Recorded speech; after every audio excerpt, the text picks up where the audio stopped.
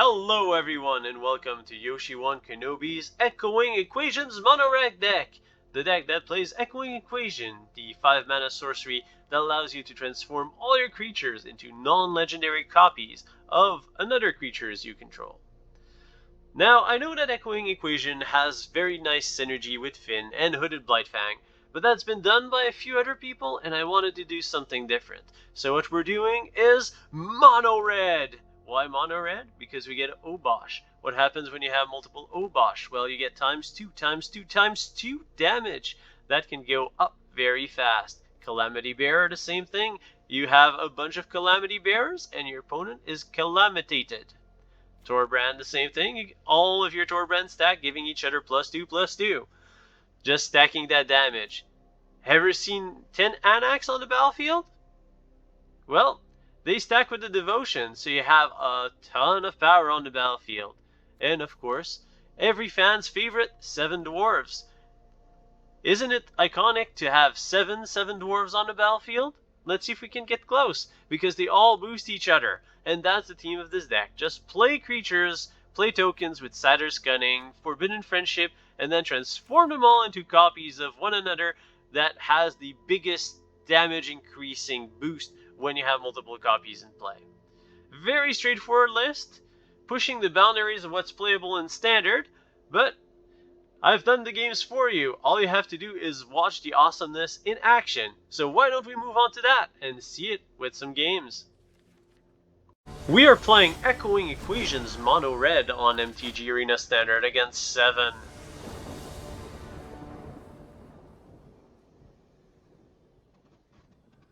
Alright, I'll keep this.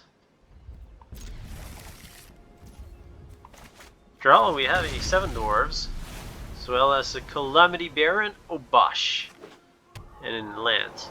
Lands are a critical part of our strategy. I'll open up with a 7 Dwarves, ready to block the Usher of the Fallen.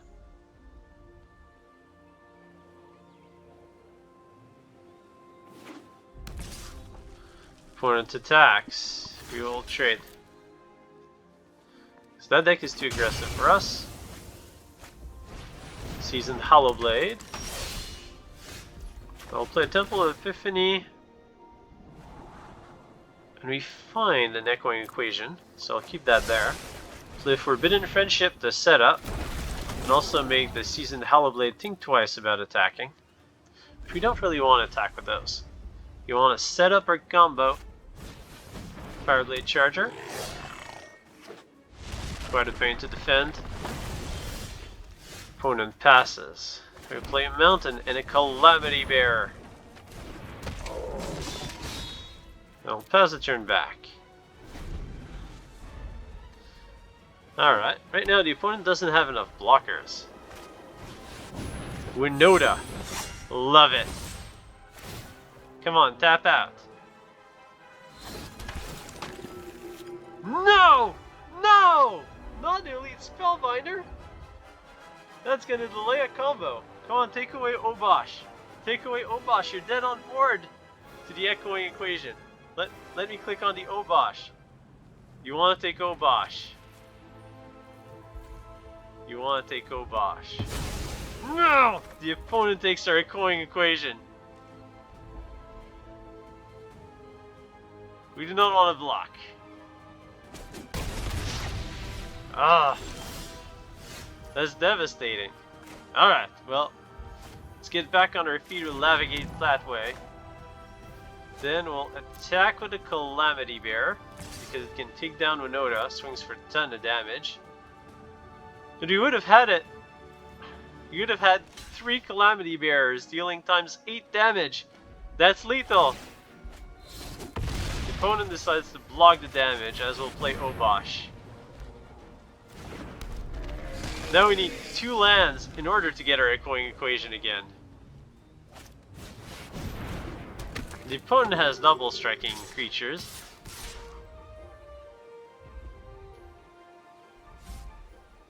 Come on, even a Blade Historian would have been fine, just not a Spellbinder.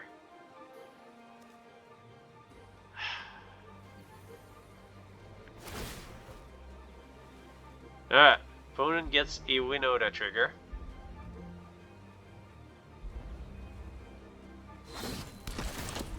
Another Spellbinder. That's one expensive 7 Dwarf. Alright, so that's attacking us for 6, 12, 14. I have to let it go and hope that we top deck another Echoing Equation. We'd have just enough. Come on, top deck. Seven Dwarfs isn't going to cut it. Echoing Equation. Yeah. Can't cast it. Let's attack with Obosh. Just Obosh, I guess. No, there's nothing we can do. Opponent jumps. Even if he had an Ember Cleave, it would do it. This is the only thing. And so we lose to Winota and her flying cleric friends. We are playing Echoing Mono Red on MTG Arena Standard against Leopoldo.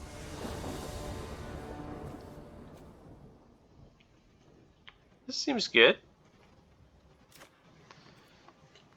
We have our Echoing Equation, as well as lands. Lands are an integral part of this strategy. So are tokens. Opponent's playing Cycling. Are we fast enough? Probably not. Forbidden Friendship.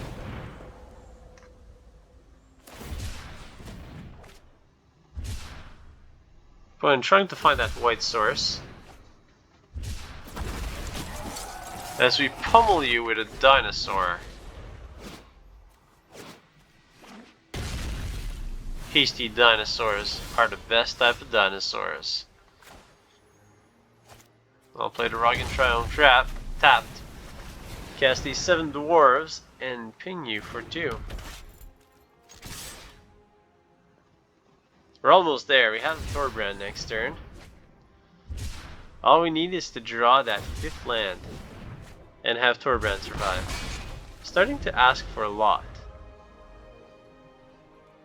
Also, the opponent might just resign in the face of Thorbrand, depriving us of our wonderful combo.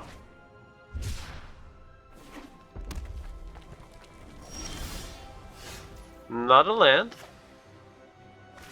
It's not ideal, but we still get a Thorbrand.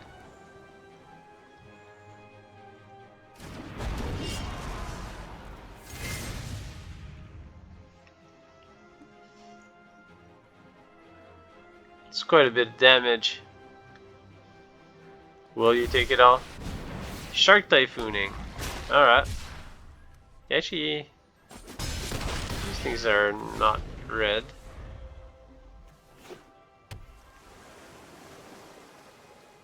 Which color are my tokens? My opponent decides to Zenith Flare them away. Not what we wanted.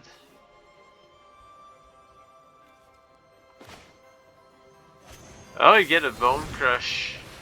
The Shark Typhoon. The shark. Let's see. Cedar's Cunning. Making more tokens. And hitting you for 4. Opponent now has 9 cards in the graveyard, 12 life, the life total. Although if we draw the Echoing Equation, we can turn all of these into 7 Dwarves. Which means that we'd be attacking with 4 5/5s, which would be lethal. Oh, not lethal anymore. We need more creatures. We need to go wide. Alright, Forbidden Friendship, activate!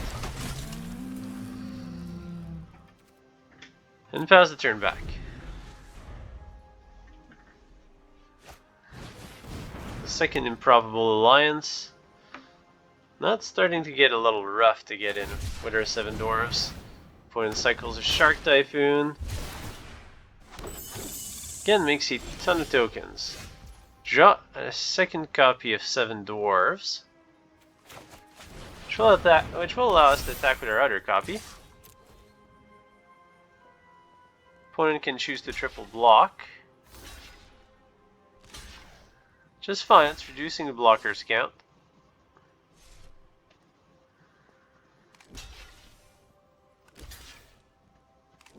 Sure, why not?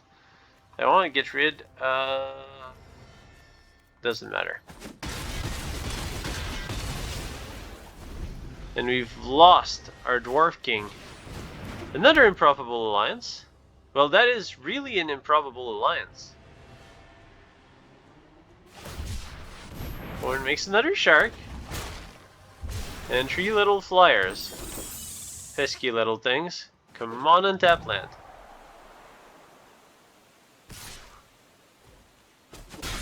That's all I want to see, an untapped land. Yes! We get it! And we have 2, 4, 5, 6 Seven Dwarves. And that is 6 7/7s. Coming at your face.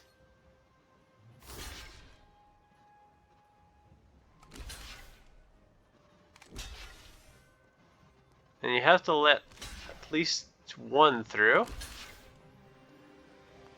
So we hit you for 7. And that's the power of the common from Eldraine. 1 cycles.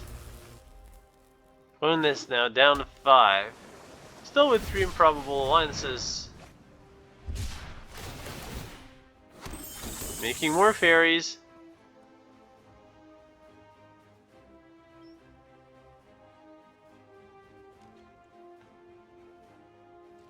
Holding up Zenith Flare. That's when things get problematic. Because if we go Echoing Equation on their 7 Dwarves, the opponent just Zenith Flares it. So you don't really have a way to trample over those. So I think we're gonna lose. I'm gonna try it anyways. Echoing Equation on the 7 Dwarves. Yeah, the opponent's got it. The Zenith Flare taking down our 7 Dwarves, as we're now stuck with a handful of 1/1s, and the opponent with 3 improbable alliances is going to trample all over us. Velomachus Lorehold. Now I didn't see that coming. And as a startling development, it does nothing. Alright, we have another 7 Dwarves. We can play Bone Crusher Giant. Let's go, Obosh. Pass the turn back. If we can top deck another copy of Echoing Equation, and the opponent leaves their guard down, maybe we can squeeze the damage through.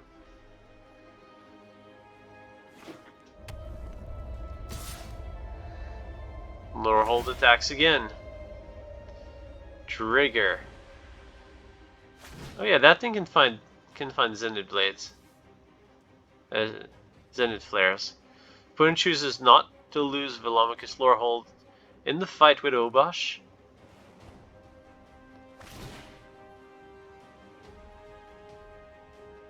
Yeah, you can still fight a token.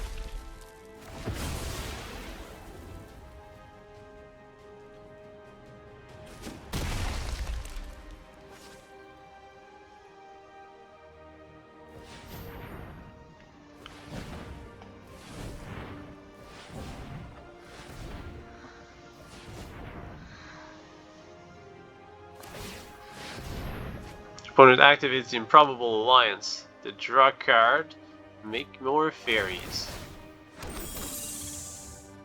And that'll be it. We got our shot, it just wasn't quite strong enough. We are playing Echoing Mono Red on MTG Arena Standard against Marcelo Macedo, Brazil. Brazil being the bracket name of our opponent. As we decide to go first with 3 mountains, and because the game imposed us who was going to go first anyways, this hand's actually decent. We have access to nothing on turn 1, followed by Forbidden Friendship or Seven Dwarves. Probably go wide with the Forbidden Friendship. Get that hasty point of damage in while we can.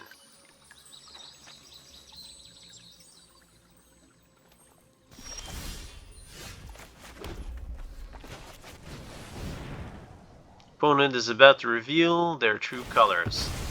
Cracks the Fabled Passage. Rogues, probably?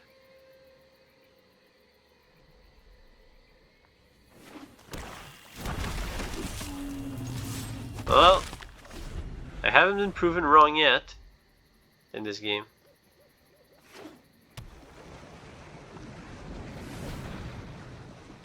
Okay, Ragdos.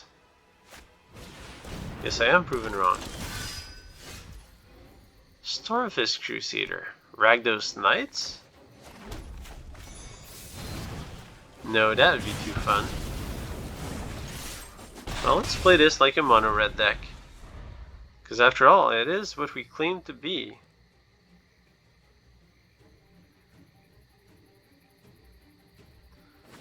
What do you do against my 1/1s? Play another Stormfist Crusader? This one will live. But we get a Calamity Bearer. Ooh, and an Echoing Equation.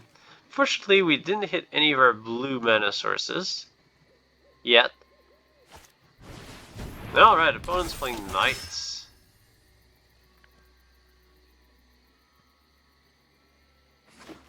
And we have a double damage Calamity Bearer that's about to become a quadruple damage Calamity Bearer.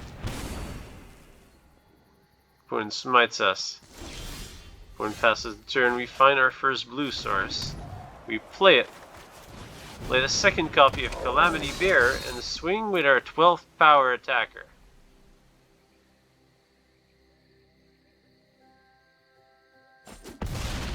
Opponent takes it. Down to 6. We take a point of damage off of the Stormfist Crusader. Not finding the blue land that we're looking for, although most of our blue lands are tap lands. So we'll probably have to just play Torbrand next turn. Opponent drains us with a Smitten Stormmaster.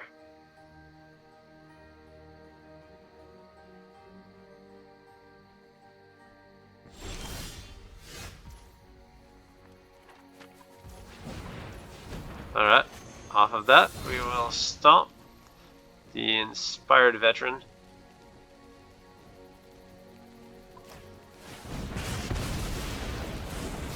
And attack with the two very lethal Calamity Bearers. Opponent has to chump them both. Or just lose the game. That's also a valid choice. As quadruple damage takes the game. We are playing Echoing Equation mono red on MTG Arena Standard against Johnny McFire. Alright. That's a pretty good hand. Except that's a Yorion matchup. Try it anyways. Not sure if I should have kept the puppet there. It's a creature, but we're low on lands.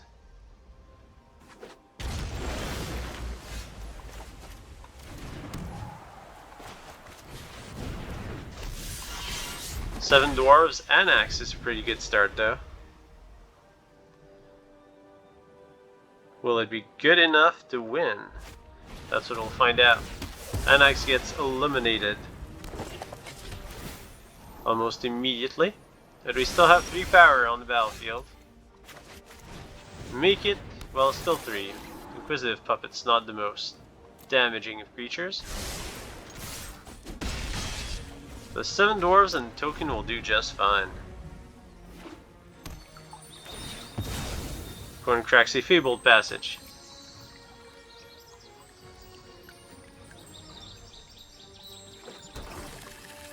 Finds a swamp, and a Quandrix Cultivator comes in.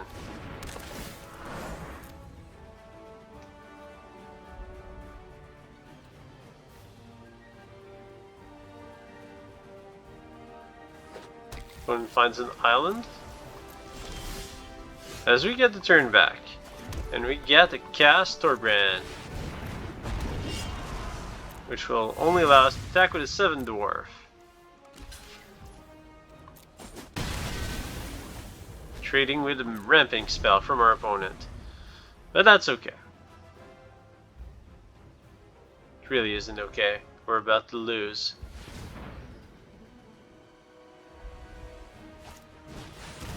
Another cultivator.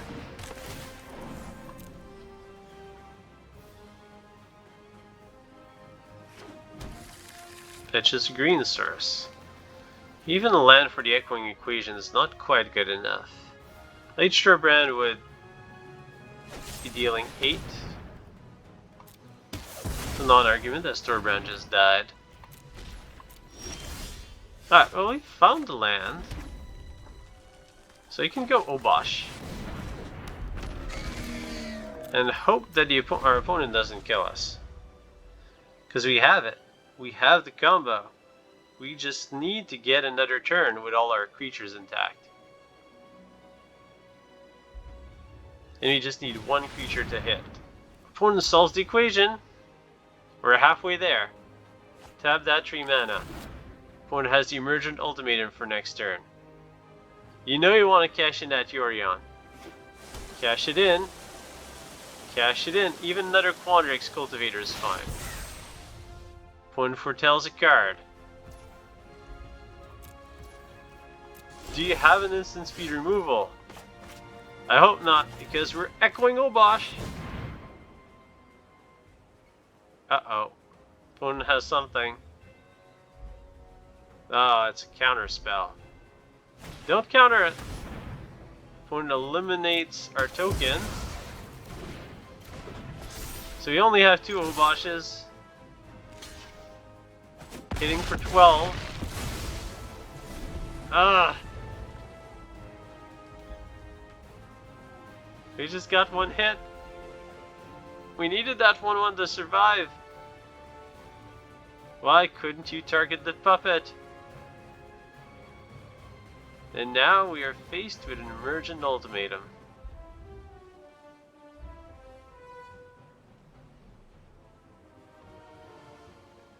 We do still have Obosh in play.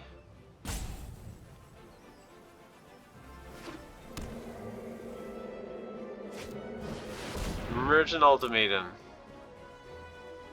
What do you get?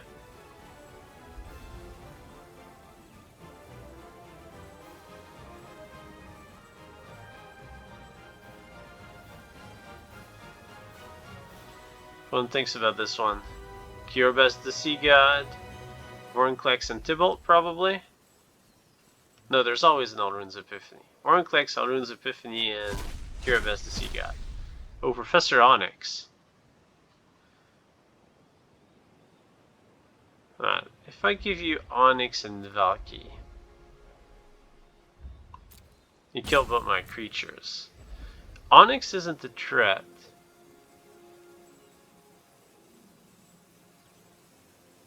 Valky is a bit of a problem.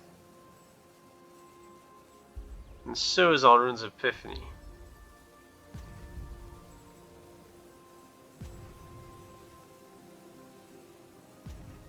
You may have Onyx in another turn.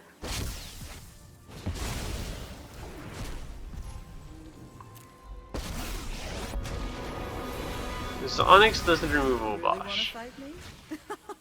Oh, greatest power. Never mind. Onyx does remove Obosh. You'll learn the power of death. Oh, Liliana.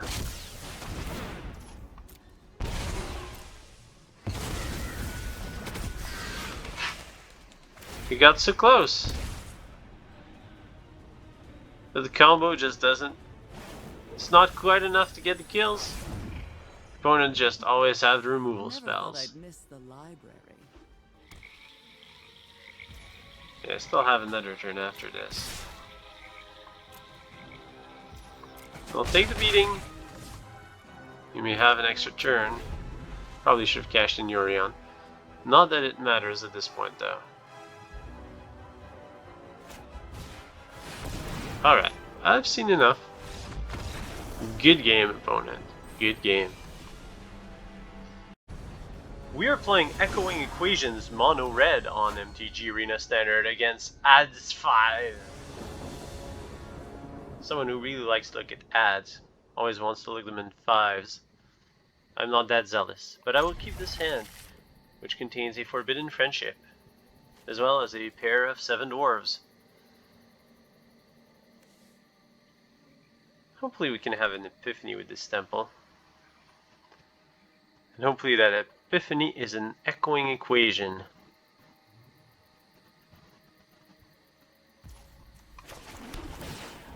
Well, let's see. Another temple. Not what we're looking for, as we already have 4 lands in hand. Well, 3 in hand, 1 on the battlefield. Same difference. One opens up with a Fury Column Snarl, as well as the Usher of the Fallen. Play the Forbidden Friendship. And I'll attack with one of them. Opponent shouldn't want to block with that Usher of the Fallen, nor attack, because trading with a puny 1/1 human, not what you want to do. Opponent casts a Bone Crusher Giant to take it out, because that's what Bone Crusher Giants do best. In which case we will follow up with the 7 Dwarves and Satyr's Cunning, continuing with the hard aggro of the dinosaur. 3 red creatures in play. A Torbrand would fit in quite nicely with our army. One casts Bone Crusher Giant. One decides not to attack. Alright, let's go blue here. Crush that Fallen, so that it truly has fallen. Play another copy of the 7 Dwarves, and swing with one of the 3/3s. I don't think the opponent wants to block this. I don't really want to block the Bone Crusher Giant either. Another Fury Column Snarl. Winota finds a Seasoned Hallowblade. That's indestructible right now. We want to block the Bone Crusher Giant, so the opponent doesn't have instant Winota triggers every turn. Temple Epiphany.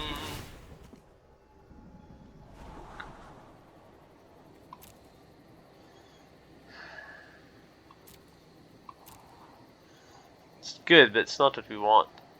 I kind of want an echoing equation, but I feel the pressure to keep this on top. Let's just play a Bone Crusher Giant and pass.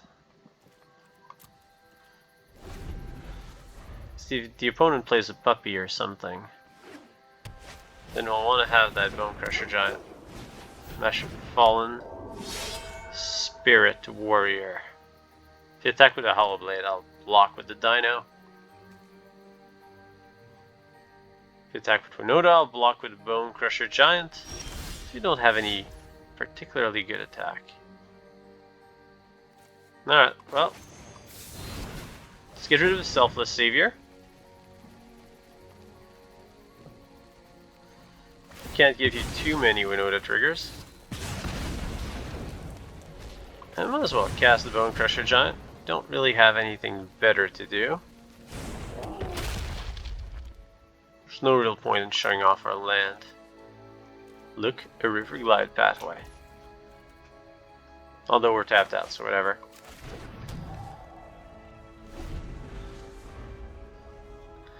Now's the perfect time to top deck an echoing equation.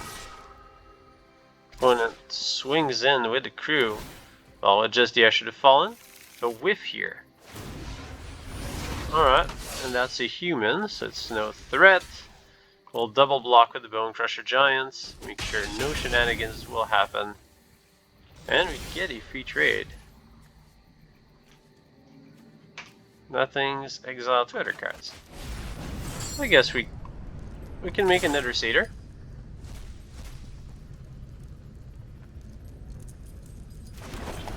And this time we have mana back, so I'll keep the River Glide pathway in hand. No real point in attacking. Usher of the Fallen will attack again, this time with the Hollow Blade. Single Winota trigger. Whiff again. We'll force you to discard a land. double block the Usher of the Fallen as usual. We're very lucky off of those Winota triggers. Katria Triumph will get cycled right away. Feeding our Satyr's Cunning. Sure, why not? Let's play the Calamity Bearer. Which now gives us a solid blocker for Seasoned Hellblade. And an even better target for an Echoing Equation. Opponent's thinking about, I don't know, playing an instant speed stuff. Then we'll pass the turn back. Although we did have a decent attack with Bone Crusher Giants. Probably should have attacked there.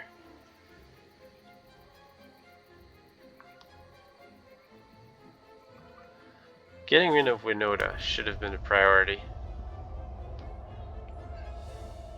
Focusing too much on the combo sometimes makes you lose sight of what you truly aim to do, which in this case is winning the game. Opponent smashes our giant, we draw a mountain, gonna make another Satyr. That Satyr's Cunning is really paying off for itself.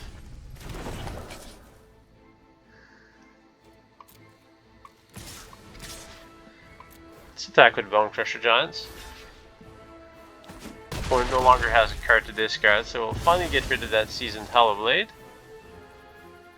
We can hold back that mountain. Although I guess we've opened the door to Winota attacking. If she does, she opens up the door to our Satyrs. Roggen Triumph, cycled right away, feeding our Satyr's Cunning. But Annex will be of higher priority. I'll attack you with a Bone Crusher Giant. You take it. Pass the turn back. Blade Historian, everything has double strike. Opponent attacks with Winota. We shall block with Annex. Let's go wide. And we have 7 creatures, including 7 dwarves. That was your cue, deck, to make us top deck an Echoing Equation.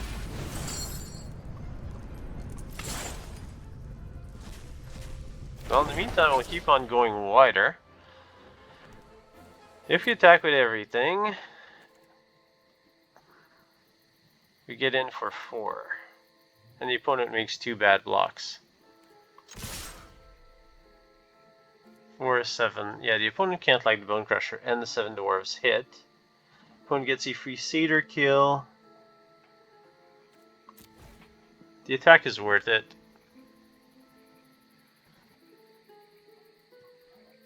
Also, we'll get another Satyr's Cunning.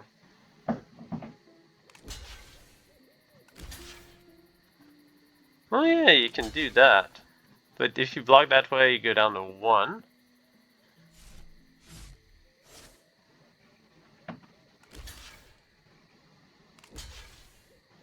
If you block that way, you lose the game. Okay, you go down to 1.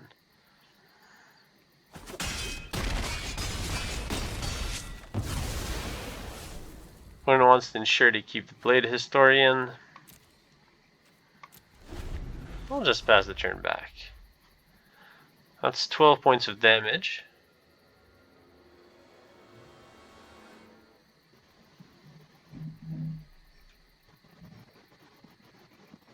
What do you have, opponent?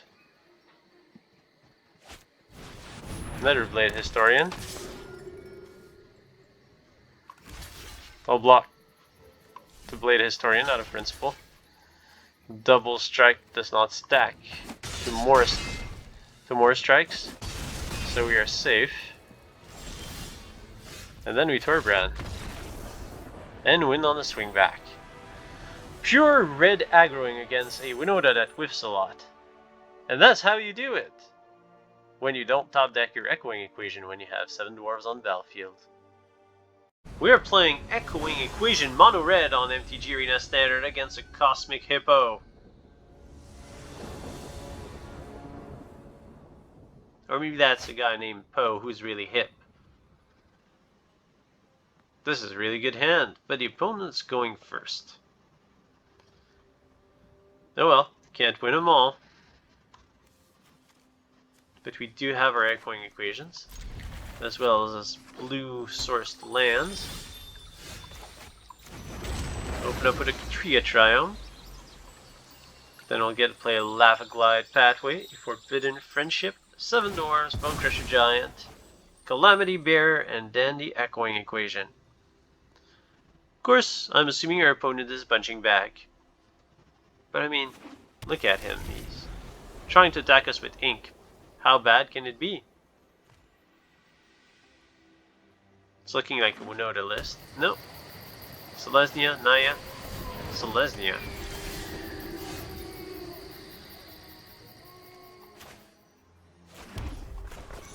I don't really want to get Shile on the battlefield for too long. Shiley, Dean of Radiance. Now the Dean that smells like burnt toast. Abzan. Jolrel. Okay. That's interesting. Let's play this as a red source. And go Puppet. Friendship.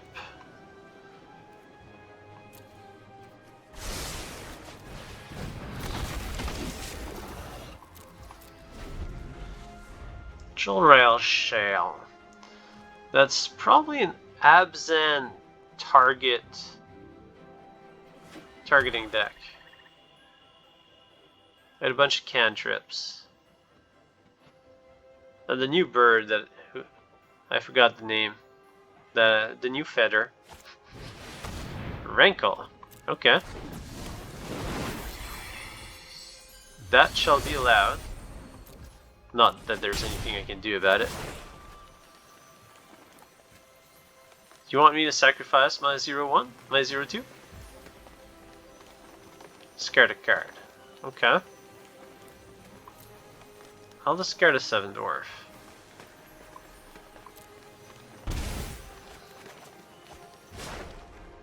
Jolrail's ability will resolve. It's my turn. Alright. Well, I'll play the Roggen Triome, as well as Annex, Hardened in the Forge. Then we'll pass the turn back.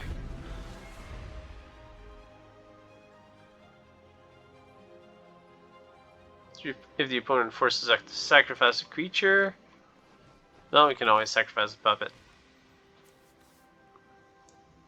I'm not ready to sacrifice Annex yet. Vesica's Cherry. Alright. Getting a bunch of 2/2 cats.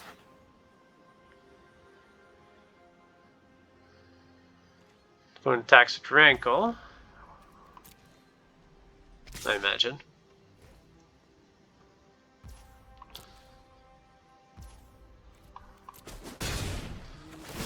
Again, discard draw, I suspect. Discard, lose life and draw a card. This one's harder. I think we want to keep the Calamity Bearer. Getting rid of Jolrail seems to be quite important. I'll still go with a Calamity Bearer. Alright.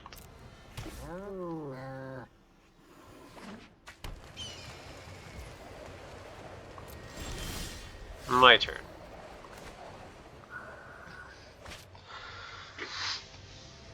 Alright. What do we do here? So obviously I want Cedar's Coming Calamity Bearer, but if I do that, then Rankle is going to force me to discard the Echoing Equation, which I do not want to happen. I could also go Cedar's Cunning, Bonecrusher Giant, discard a Calamity Bearer, and make a ton of annexes next turn.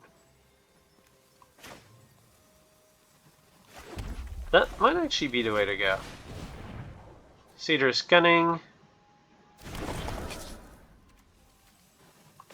Bonecrusher Giant, Pass the turn back.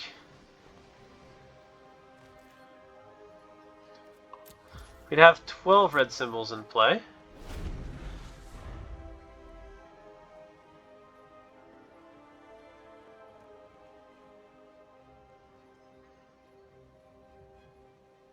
One, two, three, four, five, six. The opponent does have a ton of blockers, though. That's the problem. And Rankle just keeps on munching through. We need to be careful about that.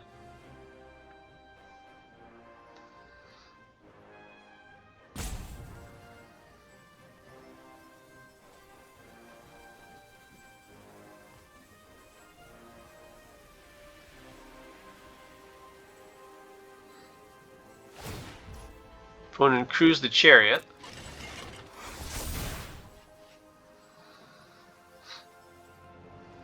If you don't leave enough blockers behind, you might just be able to get here.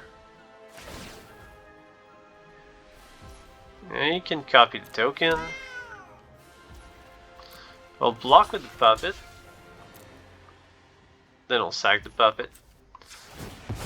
That's what it's meant to do, leaving a human behind. Opponent has 4 blockers. So right now, we have lethal.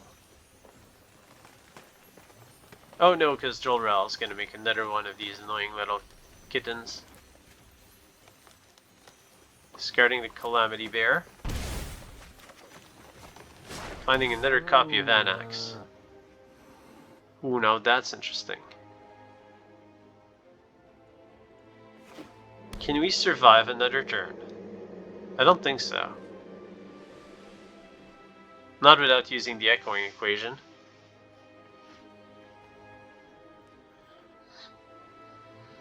Because if I play an Anax, one of them dies, making 4 tokens.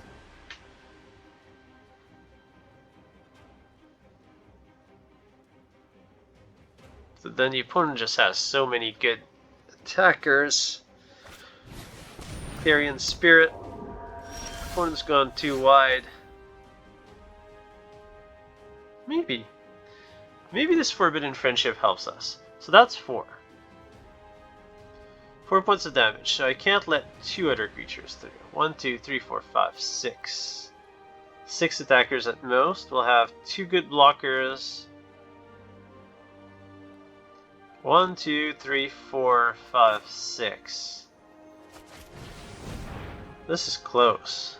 I think we just barely live.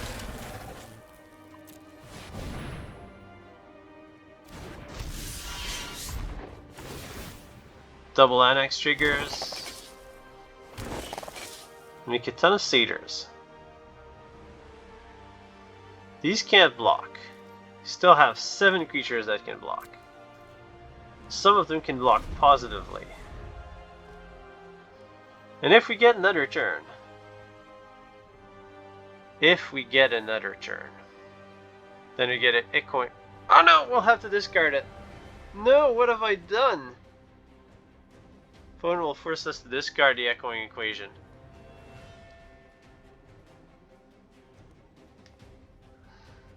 I did not think this through.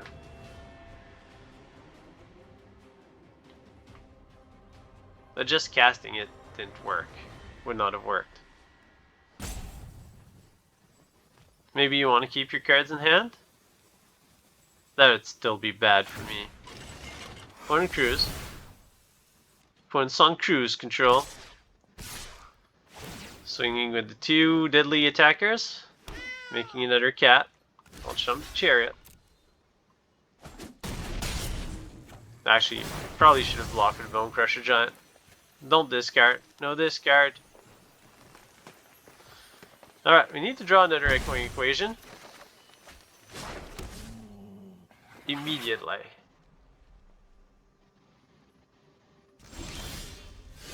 It's not an echoing equation. So we'll lose the game. We're so close! So close to making army of Anaxes. I hope that you've enjoyed this video. don't forget to subscribe. It won't cost you any mana, and it greatly helps to support this channel and keep the awesome videos coming. Until next time, may the fun be with you.